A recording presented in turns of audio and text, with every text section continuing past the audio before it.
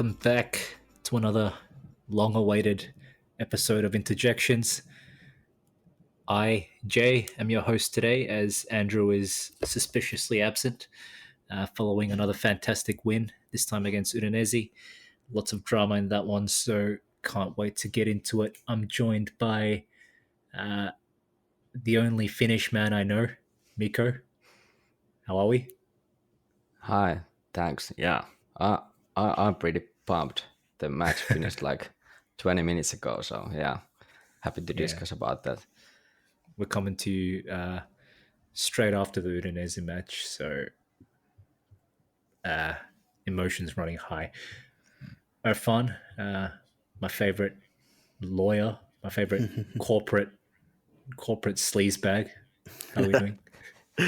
Doing well, doing well. That was a definitely a Pasa Inter performance, but I'll take it. 3 points and getting closer and closer to that second star.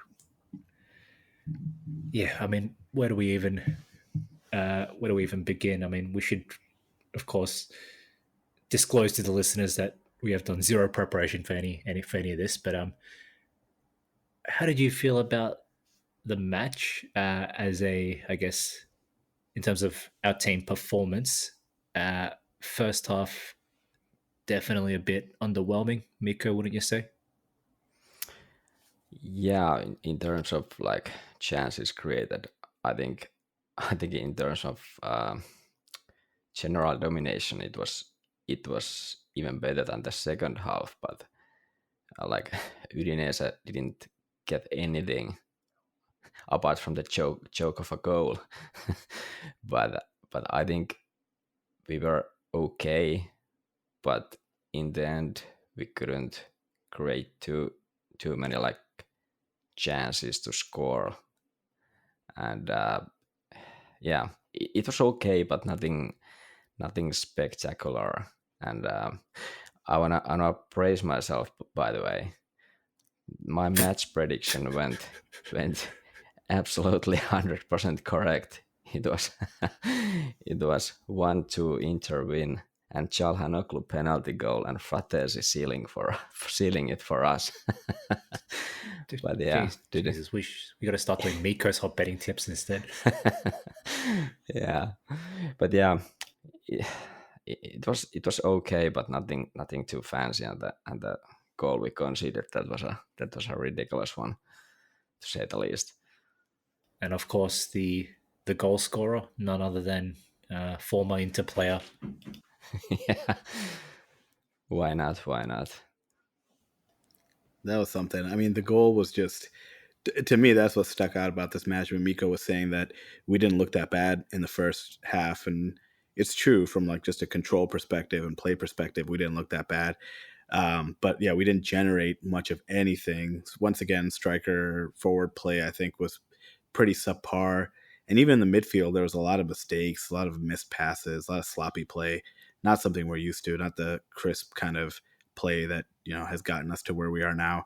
But the goal, man, the Udinese goal was just it was I it took me a while to kind of figure out what had happened there, and even now I'm not entirely sure how something like that happens. Like, I guess Dumfries was like just kind of ball watching, but like Summer didn't even really move, and both of them didn't even seem like they were very close to being able to get to the ball. So I don't know. It's hard for me to even kind of figure out who to blame. Maybe both of them, or if it was just like a true freak occurrence.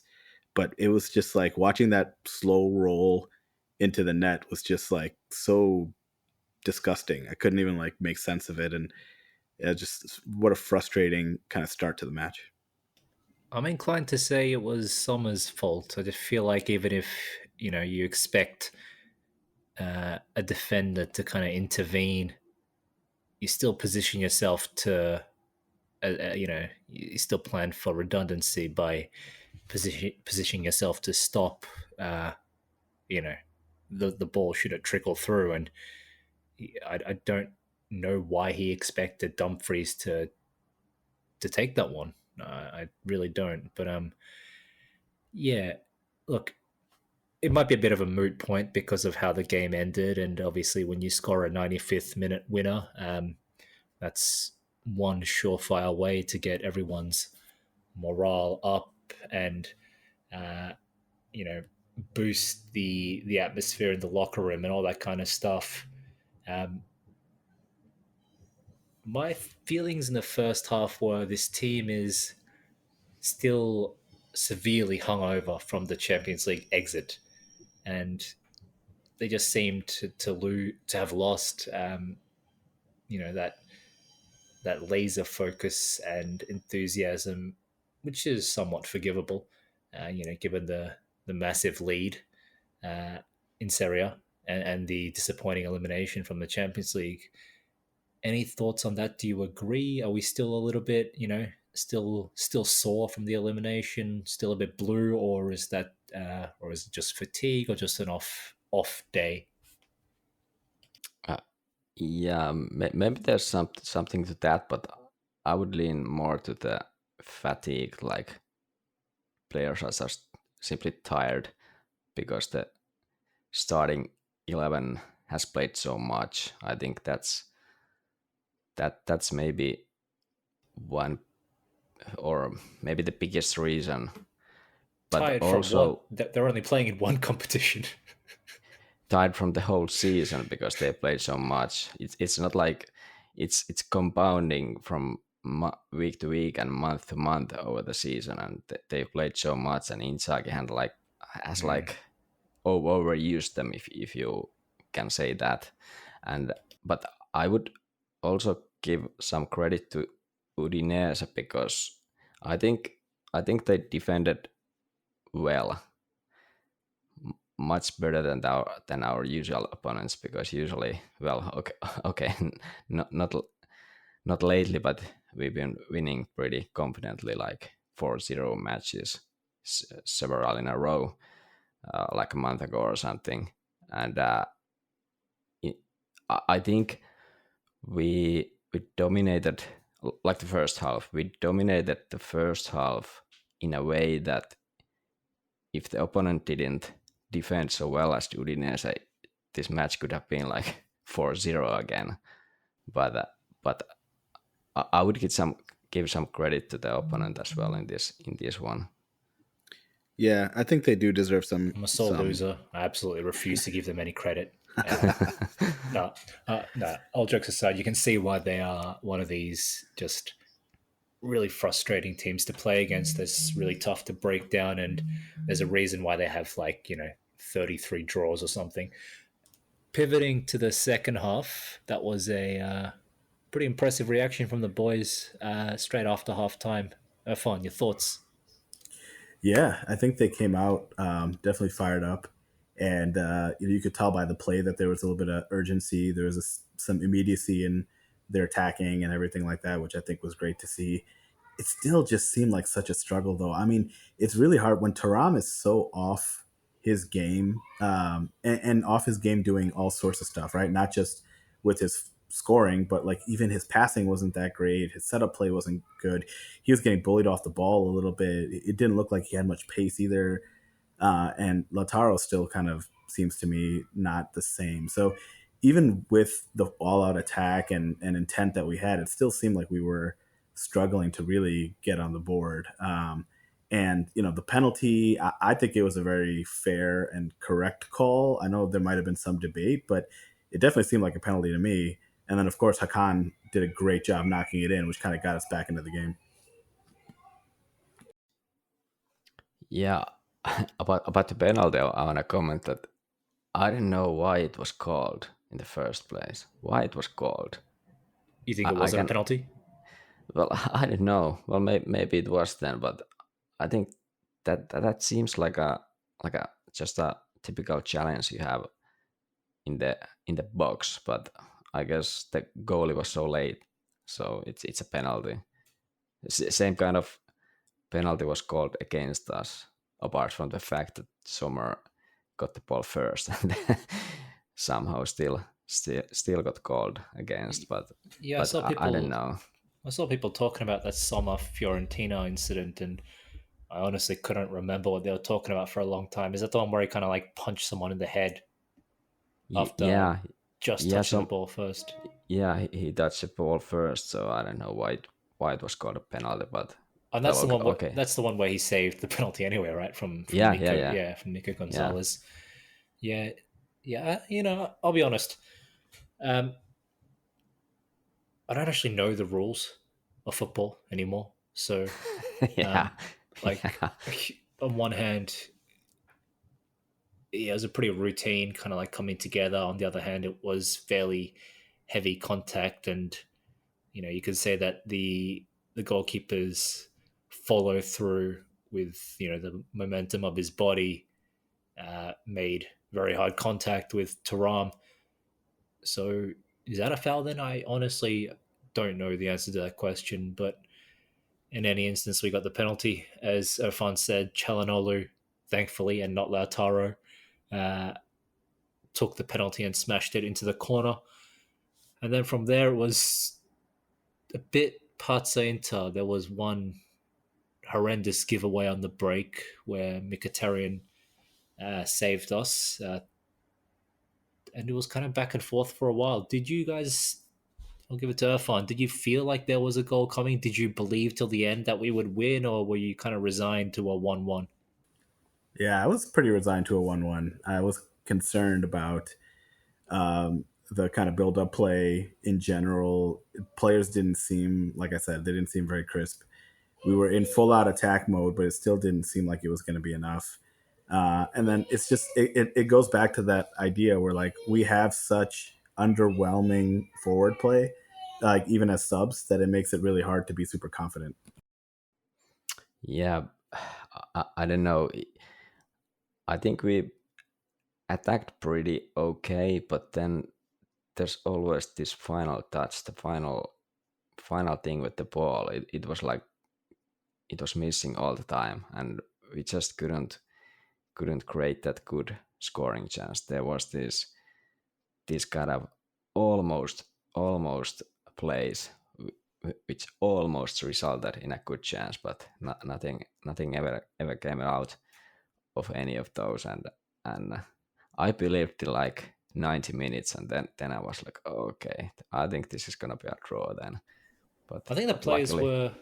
I think at that point the players were just accepting the draw themselves. Like they seemed like they almost started getting deliberate yellow cards to miss the Cagliari game so that they wouldn't be suspended for the derby. Like the Pavard yellow was, Yeah, yeah. needless, and then the Lautaro one was just you know, that was a Tonali yellow card. If you know, you know. Um, I like think that was a good foul because they would have got the counter attack there if Lautaro now he's didn't not foul playing the guy. against. Now he's missing Cagliari, who are, if I'm not mistaken, one of his favorite opponents to score against. And we could have used a little warm up for Lautaro before the derby, considering he hasn't scored in like I don't know 4 months or something. Um, maybe that's a minor exaggeration, but feels like it's been a while. And Irfan, you mentioned Taram looking off, and yeah, I agree 100%. Just since his return from injury, he was out for a couple of weeks after coming off in the first leg against Atleti, if I remember correctly. Uh, he, what can I say?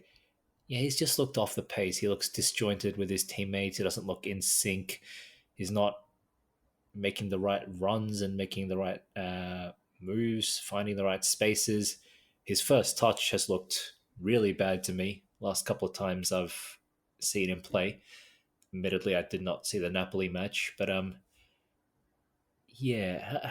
How concerned are we at the moment that our strikers can't score? I know we discussed this, or you guys discussed this last week, but that game was not. It didn't put the you know it didn't put the doubts over the strikers' forms to rest, right? It was just a continuation of what we've seen before, which is kind of just out of form forward play. So heading into the Cagliari match and then obviously the derby afterwards, maybe the Cagliari match will serve as a chance for the boys to get back into it. But are you concerned heading into this tail end of the season? Yeah, I mean, I'm definitely concerned. I think they're off. I think Lautaro's low on confidence, and I think Thuram is low on form. Maybe he's still recovering from the injury. I kind of feel that extends to our midfield too, though. I mean, they just haven't been as good and dominant as they've been previously, other than Barella. To be honest, Hakan looks a little out of sorts as well, and Mkhitaryan I think just looks a little tired, even though he had some insane run back goal scoring tackle today, which given his age and the fact that he keeps playing 90 minutes every match and like I think like 19 matches in a row now is pretty extraordinary. So I give him credit obviously for keeping himself in really good shape and being there when we need him. But the whole team in general is there's like a kind of general malaise there. They just look a little out of sorts. And the forward play, maybe it starts with the forward play, but I think it also extends to the midfield. It's just they haven't looked as crisp and dominant. I think one thing that in this match we saw, which we always see, is that whenever we don't have that Dimarco-Bastoni connection, we're a little short on ideas. And we had some decent build-up play, some good, decent chances. A lot of them spurred by some good passing and vision by Lautaro, to give him some credit. But we really miss something when we don't have that Bastoni DeMarco connection. And I like Augusto. I thought he did a good job today. He almost scored that goal that was offside. But we really do lack something when we don't have that magic kind of left side going. Yeah, I was about to mention also that I love Augusto. He's my boy, but damn, he's so clumsy with the ball. It's like it's so different when Baston is there, and he just knows the moves better with Dimarco. But of course, we can't expect Augusto to be Bastoni, but still, the difference is definitely there, and like you often said, it's visible when Bastoni is missing there. But I want to quickly comment on the forwards that yeah, like I said a week ago, I'm not too concerned because we are so close to clinching the Scudetto at this point. We got the 3 points without forward scoring again, and we need like 7 points now, or well 6 points if we win Milan in the derby. So I think we can do it even without the forwards being in any kind of form at this point. We just like crawled there in the end. So I'm not too concerned in that sense.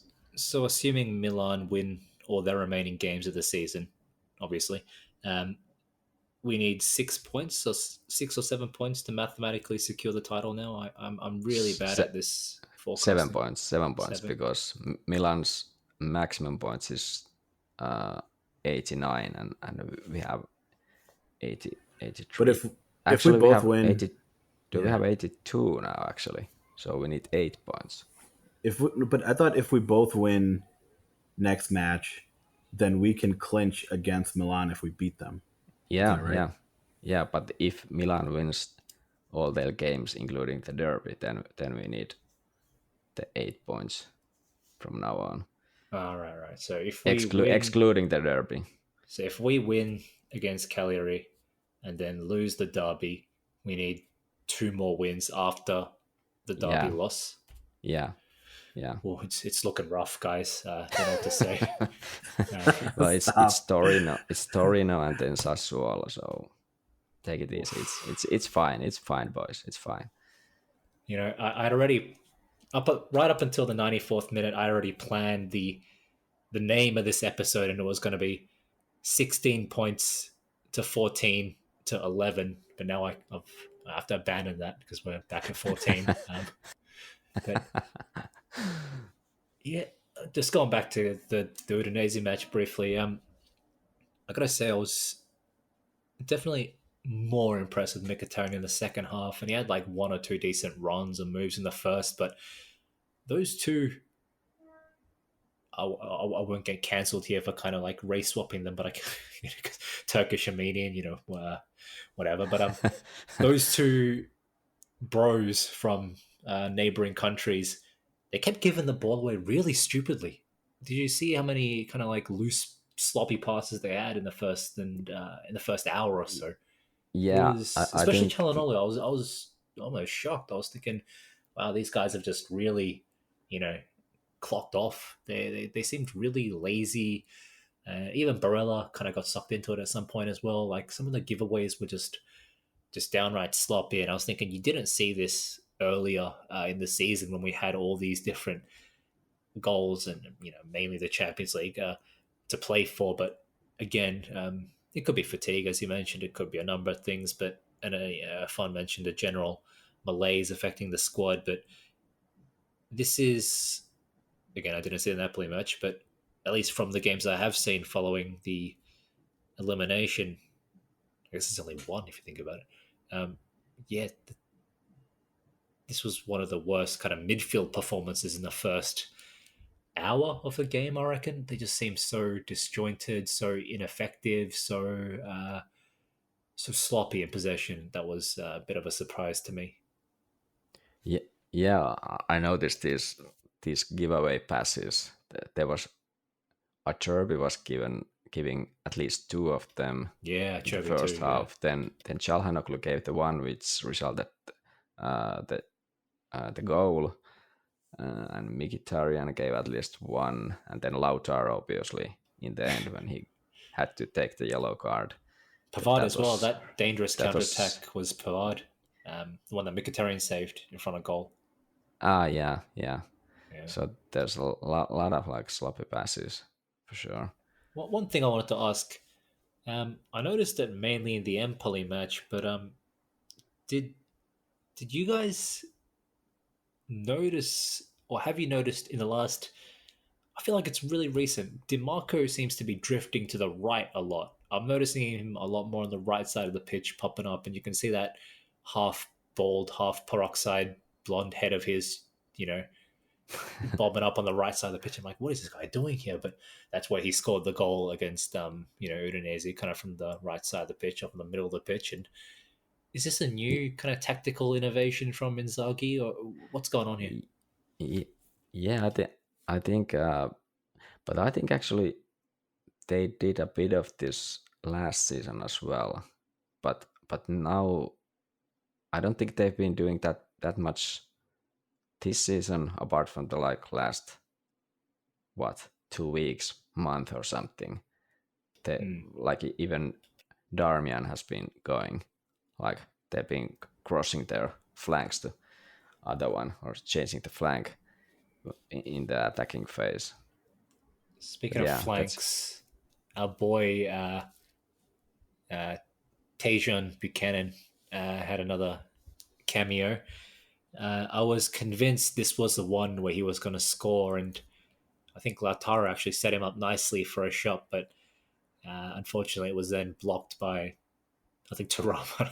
I don't know, but yeah, he had a nice chance, but He didn't look yeah, bad. Yeah, I thought he played okay. He didn't look bad. You could tell though that like it's like one of those things where it's almost like a lag. Like there's a little bit of a game processing issue with him where it takes him a little bit longer to execute things that I'm sure in his head look really good. So and it's just a game speed thing. He hasn't played enough. I think he needs more reps to get to that level. But you could tell that like, at least the ideas he had were pretty good. I mean, the way he kind of opened himself up to be able to take that shot from that pass was really good. And when he came on, he seemed to make pretty good decisions overall, even if sometimes the execution was lacking. So, it seems like it makes sense why Inzaghi is trusting him and giving him some time. I think he's played pretty okay. yeah. And I like actually his defending. It was like okay, and he was doing well there, and I think we can use him, and hopefully Inzaghi will use him more after we clinch the Scudetto, as is going to happen. Uh, but yeah, and hopefully we get to see him more on Okay, the. mate, settle down, settle down. Hopefully we're gonna see him more on the right flank because uh, he doesn't seem like as confident on the left side. He got this one crossing chance and it didn't go too well. Yeah, he kind of crossed the right of the keeper. I that lag in processing or game reading speed that Fun was talking about. I noticed that as well, but I kind of interpreted it differently, and I thought it was just kind of fear of fucking up, if you know what I'm saying. Like he's, he's Yeah, getting yeah. he's getting Ericsson minutes, so he doesn't want to Yeah. do anything that will ingratiate the coach against him, like giving the ball away recklessly or losing the ball, trying to do something fancy. So I feel like there's a lot of hesitation there, uh, as opposed to just I don't know being dumb. Not that that's what you're implying, but yeah, for me, it's a kind of fear of making mistakes is the way I see him playing right now, which is a shame because he's got some, attacking flair, it seems. And I do like. I mean, it's kind of stupid for me to say because it's not like I've ever watched this guy play more than like 2 games prior to Inter, so it's like I don't want to say I prefer him on the left because that's just wrong, but I like the option of having him on the left. I like the fact that we have a kind of a flank player that will stop, square up to his man, do some kind of tricky shit, and then cut in on his right foot or go down the left flank, down the by side. You know what I mean? Using his speed and his agility. We don't have anyone in the squad who does that. Dumfries is get to the byline and cut back. Dimarco is he's more creative, but he's also quite a lateral crosser. We don't have anyone who will attack like I said, square up and attack the goal directly. So I like that from Buchanan. Um, there were, I guess, maybe some whispers of him being a potential Dumfries replacement long term, but I gotta be honest, and it's not his fault because he hasn't played, but I've not yet seen anything from Buchanan that would make me comfortable with losing. That would make me comfortable with losing Dumfries and having Buchanan alone in his as his like backup, or, slash Darmian. Thoughts is are we? I don't know.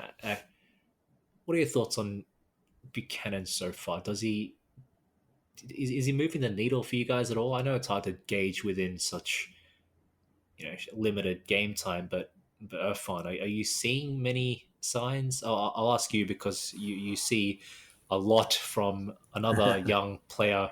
You see far too Yeah. much than far more than what is really there for another young player. So no reason you can't No. apply the same for Buchanan.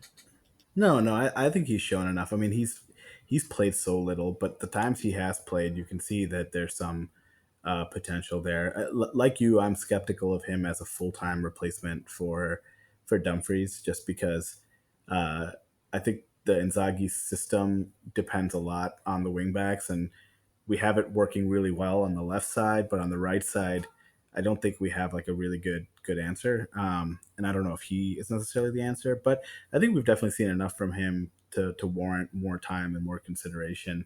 And honestly, we might not have a choice. I mean, let's see what Dumfries ends up doing. But if we have to end up selling him because he's not going to renew, we probably don't have the budget to get somebody on that side who's going to be much better. So let's see. The thing I have more trust in than Buchanan is Inzaghi's system to make players Yes, look good, and I feel yes, like he can do that with Buchanan. yeah. That's one of the I had thought to myself. Um, I was talking with one of this podcast's long-time loyal listeners from Newcastle. Shout out my boy Fitzy, Fitzroy Stevenson, Fitzington the King. Um, um, and we were lamenting our lack of technical players. And, this is something I've long kind of bemoaned and griped about. We never buy these flair players, unlike a certain glorious city rival of ours. And their continental success built on such players. But now, all jokes aside, I do like having some players with a bit of flair, like Sanchez, like 15 years ago, right? But this this system that we have can get players to contribute so much more, even if they're not. And in some ways, I won't go so far to say it benefits from not having, individualistic flair players, but when you got players who are just suited to fulfilling simple instructions and executing a a job essentially. I think that that's a testament to how well Inzaghi's been able to implement his system onto the team, and it's very reminiscent of how Conte used to do that as well. That's why players like nondescript players like Victor Moses were able to be so effective in his system. So yeah, I just want to highlight that component of Limone's gameplay. Final thoughts on the match, Miko? Yeah, the ending was tremendous. It was a bit like the Verona match 2 months ago, or when was it? Uh, when Frattesi Frattesi again. didn't Yeah, get his ass out for the boys this time. yeah, yeah. Lucky him. But yeah, he has definitely hunch for the goal. A bit. It reminds me a bit of Cambiasso back in the day. He was like always storming the box at the right time, and Frattesi seems to have the same kind of a timing with his runs. He's always their first guy, and yeah, I liked how the team believed till the end, and and the goal was nicely built. I think it was, who was it, Barella, or who was it who passed to Arnautovic, and he was Yeah, able I to think keep the Barella. possession. Yeah, keep the possession, and then was it a backheel pass or something? Yeah, And into Sanchez Arnautovic path, had and a then back heel yeah, to Sanchez Lautaro. Sanchez almost Yeah. almost kind of like almost miscontrolled it, and then it spilled to Lautaro. But yeah. I I think got he didn't. Sanchez didn't touch it, and Lautaro's shot, it looked good. I think the save was really good, because Yeah, I that think goalkeeper most of the was. goalies wouldn't have saved that shot, Yeah, but he barely touched it. And yeah, that was a great yeah. finish to the match. The takeaway for me was just how excited the team was at the end. I don't know if it yeah, was relief or it was what it was, but like I haven't seen that sideline so animated in a long time. I think, I mean, obviously it was the nature of the comeback and scoring so late, but it definitely seemed like the level of excitement and cheering at the end of that match was more than just a kind of average run of the mill match. So I don't know if the team was feeling it or if they were just nervous and they were relieved, but it was nice to see everybody so happy and celebrating at the end. agreed. I think it's a mixture of all the things you mentioned. Like after we, when we were defending, and I think Buchanan cleared the ball, you had Thuram on the sidelines, like wildly yelling at his teammates, and throwing his arms, gesticulating for them to get forward and pressure the opponent's goalkeeper. You know what I mean? So that enthusiasm was, I agree, really nice to see. And just on the goal, yeah, credit to Barella for having the sense to pick out the vertical pass, because when you've got so many forwards, or when you've got so many people forward, right, and their defenders are all back, you tend to find that the teams line up in like this 8-2-0 kind of formation. Everyone's back in like a long kind of congested line, and then you got a handful of players, maybe 2-3, kind of roaming the outer spaces, and it's very easy to pass just straight forward vertically into the forward line. And so Barella had the sense to pick out Arnautovic, the big target man, with such a vertical pass, knowing that there's no obstacles in between him and Arnautovic, and the goal came from that. So yeah, nice play all around, and obviously Frattesi's goals and assists per minute is just insane right now. So really nice to have a reliable goal scoring midfielder, even if the rest of his game is could do with some improvement. But shall we move on to Cagliari? We are missing Pavard and Lautaro. Are we starting Sanchez, Irfan, or do you prefer the wild child, you know the prodigal son, Arnautovic? I think with Taram, you can probably start Sanchez. If it was the other way around, I'd be okay with Lautaro if they wanted to start Arnautovic. But I think here I would rather play Sanchez and keep Taram. Uh, I don't know. It's such a fall off between either of those guys. So I'm not exactly sure if it's going to make much of a difference. Yeah, I But mean, like yeah, March, April, Lautaro is a pretty, yeah, that's historically a a good point pretty too. Yeah, it's not much of a fall off now from the starters to the backups, but I don't know. Either way, I feel like it's going to be a struggle. Like Lautaro, he does a lot of stuff for us, even when he's kind of in poor goal scoring form. So it's going to be tough to match that. Pavard, I don't think we'll miss too much. We're pretty deep. I think we should be okay. But Lautaro is going to be a huge miss. But I think you go with Sanchez instead of Arnautovic. Bisek or Damian? Bisek. Let's get him back out there. Agreed. Miko? Yeah, I think I agree with those names. I think Sanchez. Here Well, comes Miko obviously, with the Damian and Arnautovic. no. No, I prefer Pisek as well, and Sanchez has more minutes in his legs now. Arnautovic just came back, so I wouldn't start him right away in this kind of match, or well, any kind of match at this Any kind point. of match. Yeah, yeah. By the way, I'm going to this match, so I'm gonna be in Oh, Italy next week. But unfortunately, missing Lautaro, so oh yeah. hopefully the boys will. You're not missing much. Yeah, I've been on a real yeah, that is. anti-Lautaro agenda recently. Yeah, just Yeah, gonna. you're driving these times. Yeah. That's right. Whereabouts are you sitting in relation to the pitch? Like pitch side or in the No, curve no, of Nord?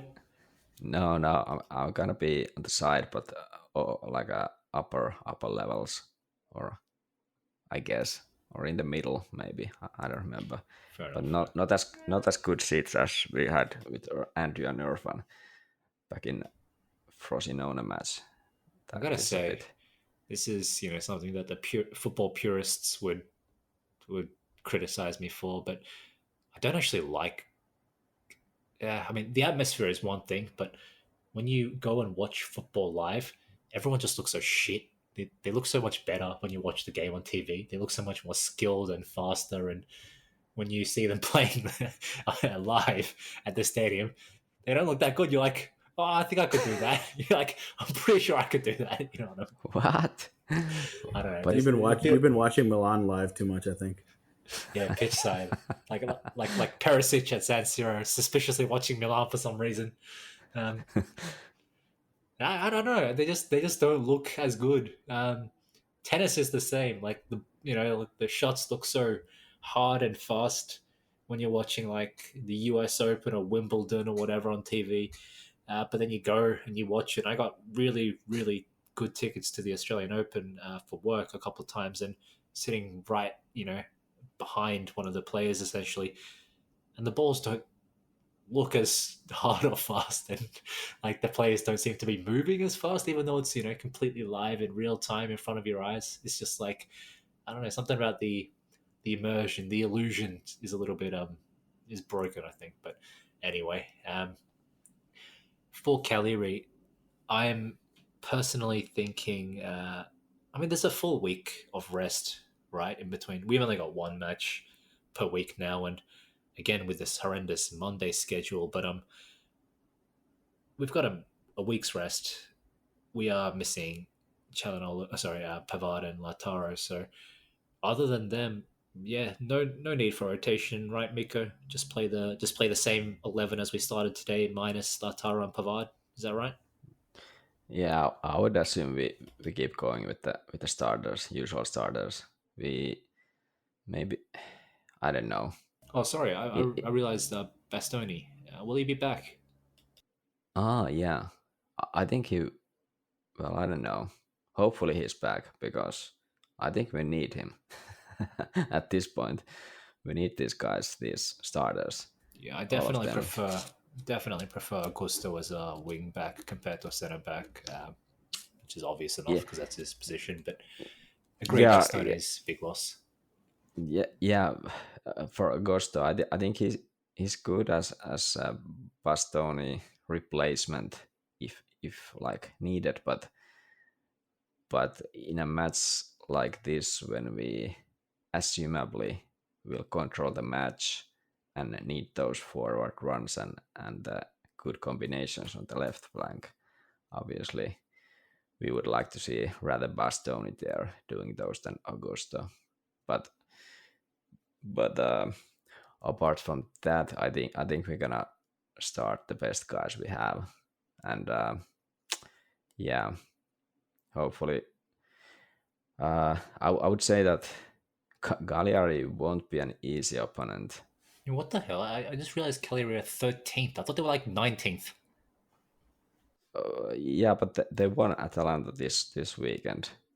Yeah. That was like a. But they're not that bad. I mean, they're not as miserable as I think people remember them being. So I don't know what's going to happen. But I would definitely start all of our starters at this point. You're playing once a week. There's really no excuse. Close us out, and then let everyone else play. Does this kind of not make them a little bit easier in that they're not like, I mean, on one hand, they're objectively less shit than like Salernitana. Oh, sorry, yeah, less shit than Salernitana. But given that they're, I won't say safe, but comparatively safe, um, shouldn't that make the game a little bit easier for us as opposed to like a relegation team fighting tooth and nail like Sassuolo, Frosinone, Verona, etc.? I mean, they don't Well, desperately need that point, but they're like you said, they're a better team. So yeah. So, which one is more? Which one is a bigger factor here? but I would say that they of course need all the points they need. They have 30 now, and that's like 4 points out of the relegation zone. So that's not much, but that's on the other hand, that's quite a lot. There's like what? There's like 5 teams between, or four teams between Cagliari and Frosinone. That bottom, like, from 13th to 20th, or from 13th to like 19th is really 19th. Congested. Yeah, it's really 5 congested. points. And then there's like an 8-point gap between 12th place Genoa and 13th place Cagliari. Yeah. But yeah, that race is looking interesting. I would say that they need all the points, but now that they won the Atalanta match, I would say this could be a budgeted loss for them. yeah. You guessed what I was about to say. Let me ask you guys this thing. If you could choose right now the 3 teams to go down, who would you give the wooden spoon to? I don't know if you guys have that saying in the rest of the world, but in Australia we say the loser of the I don't know, rugby league table or whatever gets the wooden spoon. So who are you relegating if you could choose? Milan, Juventus, Napoli. I see, definitely just Milan, Milan 3 times. Yeah, it's tough because it's hard to talk about this without getting drawn into like the what's good for the league conversation. But like on one hand, let's look at Sassuolo, right? On one hand, Sassuolo have definitely earned their place in Serie since coming up. They're a small team, tiny stadium, small city, but they've like I said, they've earned their respect through some good coaches like De Zerbi and Dionisi, and just playing attacking football. Relegation teams generally come up and try to just hang on for dear life, but Sassuolo have come into Serie A and just made into their bitches and routinely destroyed Milan and beat Juventus a handful of times and stuff. So you can't argue that Sassuolo have deserved their time here, although I'm kind of on one hand I'm kind of thankful that time looks like it's coming to an end, but at the same time that's a long preamble for the fact that Sassuolo just don't bring in a lot of money or eyes because they're such a small team. Historically speaking, they have such a small fan base, and the stadium is small and everything, even though it's their own stadium, one of the few. But so a team like hypothetically Frosinone is just and Salernitana, both much bigger cities in Italy. I'm no Italian geography expert or anything, but I know that much, that Frosinone and Salernitana are Salerno are much bigger cities, much bigger fan bases than Sassuolo. So in that sense, they're better for the league as such than Sassuolo. So it's a tough one. I reckon if I had to choose, I'd probably go Empoli, to be honest. I was just thinking that too. I wouldn't mind Empoli and Lecce. Lecce always annoy me. They just seem like a Lecce. I have a bit of a soft spot for Lecce, to be honest. They're like, after the big six or something, they're like the most supported team in really. terms of, I did not know yeah, that. like Holy average shit. attendance. Lecce are like right up there after like the top six, top eight, top seven, Okay, sorry, fine. They teams can in the stay. league. So Verona. like, Verona gets to stay. what, because of their hard right fan group. Are they? I didn't even know that. Yeah, Verona are yeah, Verona are as hard right as Inter. So yeah, Oh wow! All right, well they can go down then.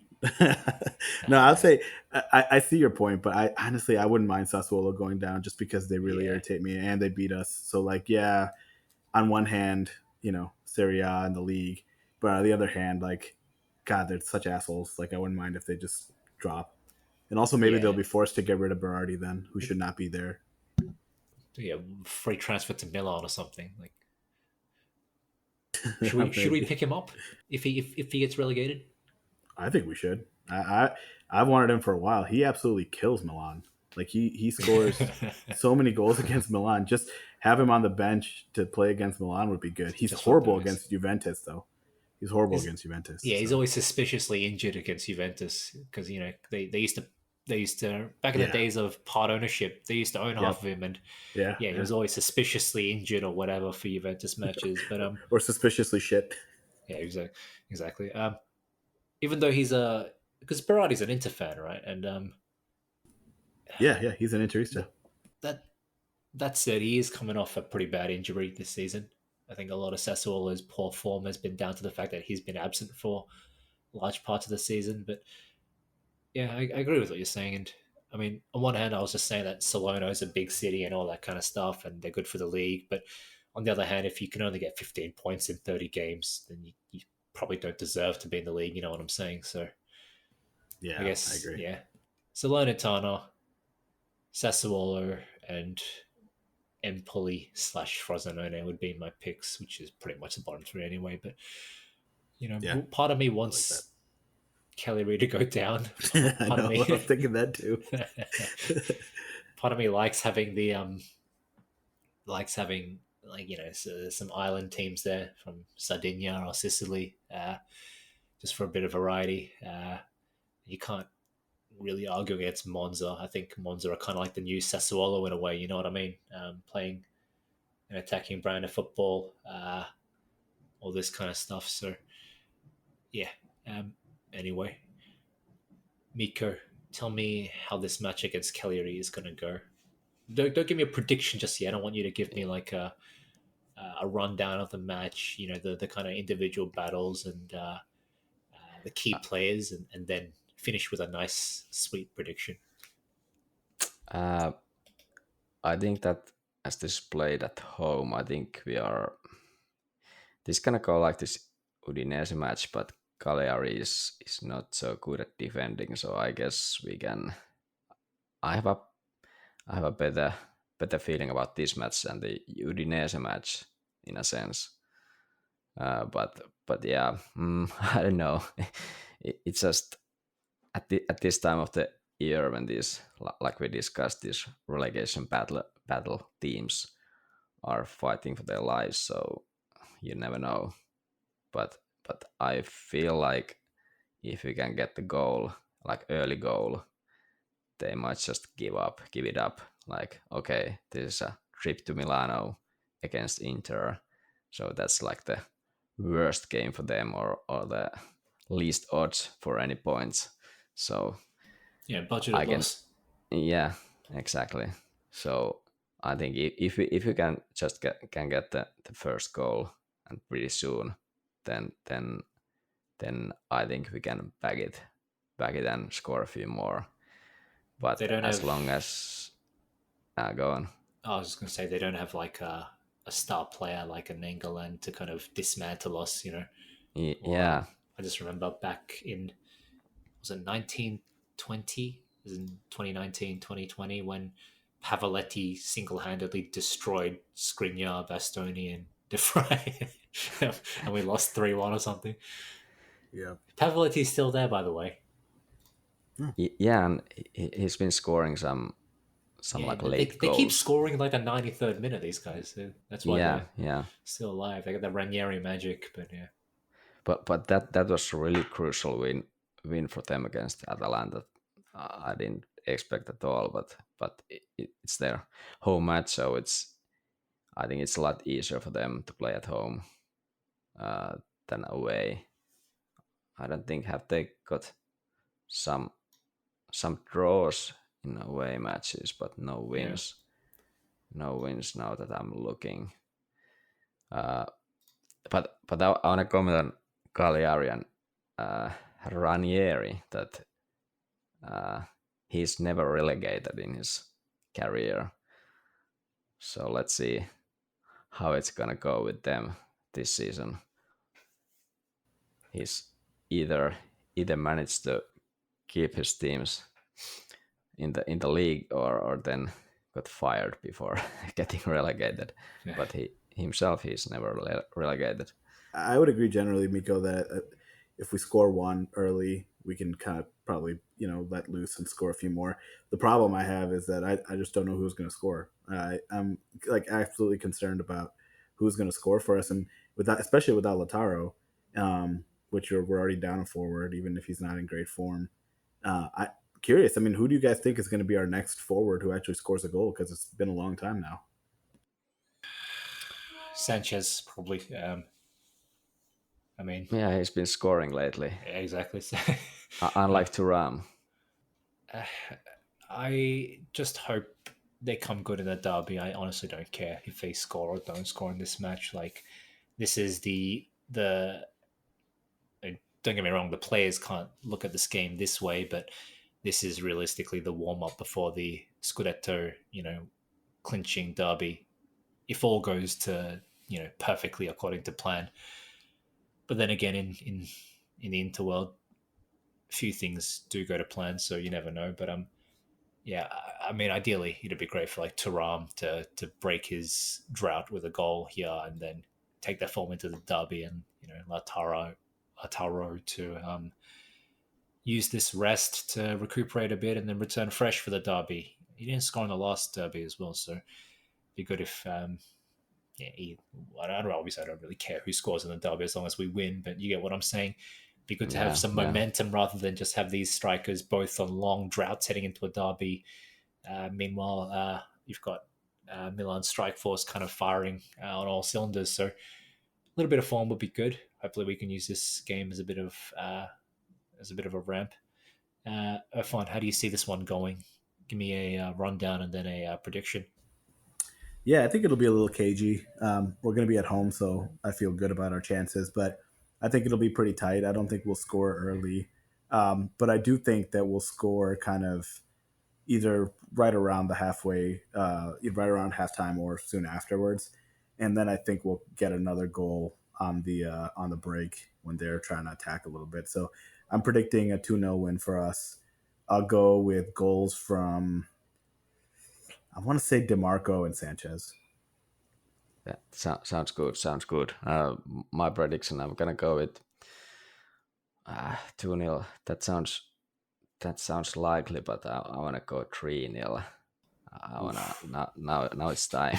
Now it's time to score some goals again, and because I'm at the place, so I wanna see some goals. So I'm gonna go 3-0 and Dimarco scores again, and now Dumfries will get a goal, and then Sanchez. How about you, Jay? I feel bad that you are going all the way to witness a 1-1 draw. Yeah, that's what I'm afraid of. See, you criticize me for being negative, but deep down you have this, you have the same fear, informed by years of trauma. But no, look, I think I think it'll be a bit more open. I honestly do. Again, despite that aforementioned pessimism, I am quite optimistic about this one. Much more optimistic than I was for the Udinese game. Um, I can see us winning 2-3-0 as well. I think that win for Cagliari against Atalanta was really, really big. Like you guys mentioned, it gave them a bit of a buffer. It gave them the chance to effectively manage their resources. So as we've discussed, that they can kind of designate this one a budgeted loss. Who are they playing after us? After us, they're playing. They're playing Juventus.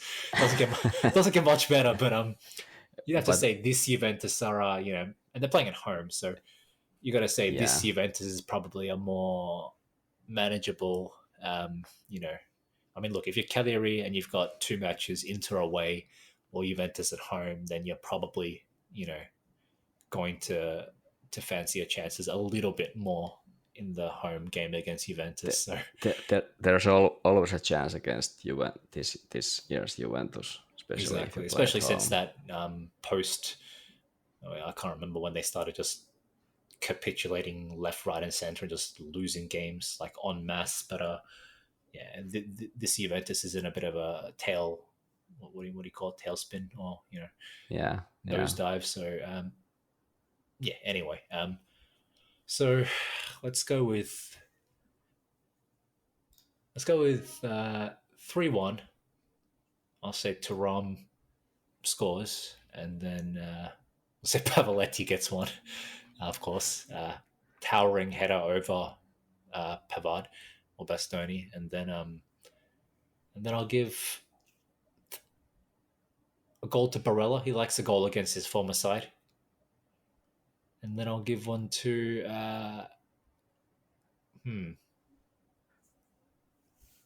let's say a Cherby, just for the so we have one of each position. Any final thoughts on the game before we wrap up? I hope it's gonna be a good one. Maybe, I don't know. I'm secretly hoping it's gonna be like full of emotions, but I'm not sure if I want this. I'm not hoping it's full of emotions. I'm hoping it's the most boring 6-0 I've ever seen, but We'll look for Miko in the stands. We'll look for Miko on TV.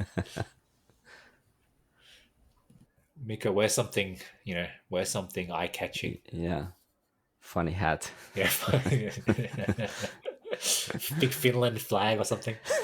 Yeah. Hold a big Finnish flag while we'll pick you out of the crowd.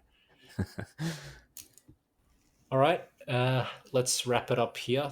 As always, thanks very much for listening. Next week, we don't know what the scheduling is going to be like. These Monday games are, causing havoc in our regular scheduling, but in some way, shape, or form, Jections will deliver in some degree of quality, as we always do.